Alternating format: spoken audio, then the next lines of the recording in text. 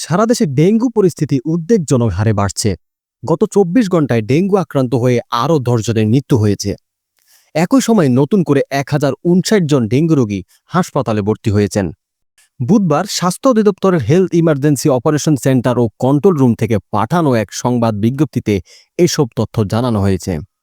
সংবাদ বিজ্ঞপ্তিতে জানানো হয়, গত একদিনে মারা যাওয়া ১০ জনের মধ্যে ঢাকা দক্ষিণ সিটি কর্পোরেশন এলাকার ৫ জন, উত্তর সিটি কর্পোরেশন এলাকার ৩ জন এবং খুলনা ও বরিশাল বিভাগের ১ জন করে রয়েছেন।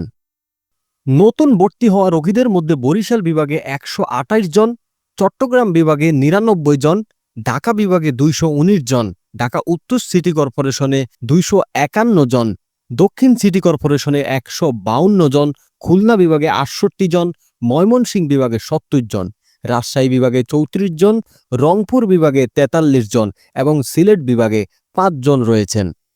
গত একদিনে সারা দেশে ৯৫৮ জন ডেঙ্গু রোগী হাসপাতাল থেকে ছাড়পত্র পেয়েছেন। এ নিয়ে চলতি বছর মোট ৭১,৪৮৭ জন রোগী সুস্থ হয়ে বাড়ি ফিরেছেন।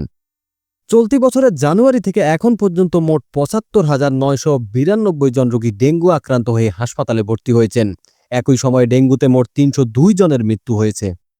স্বাস্থ্য অধিদপ্তর জানিয়েছে, ২০২৪ সালের ১ জানুয়ারি থেকে ৩১ ডিসেম্বর পর্যন্ত ডেঙ্গুতে আক্রান্ত হয়ে মোট ১,০১,২১৪ জন হাসপাতালে ভর্তি হয়েছেন এবং এ সময়ে ৫৭৫ জনের মৃত্যু হয়।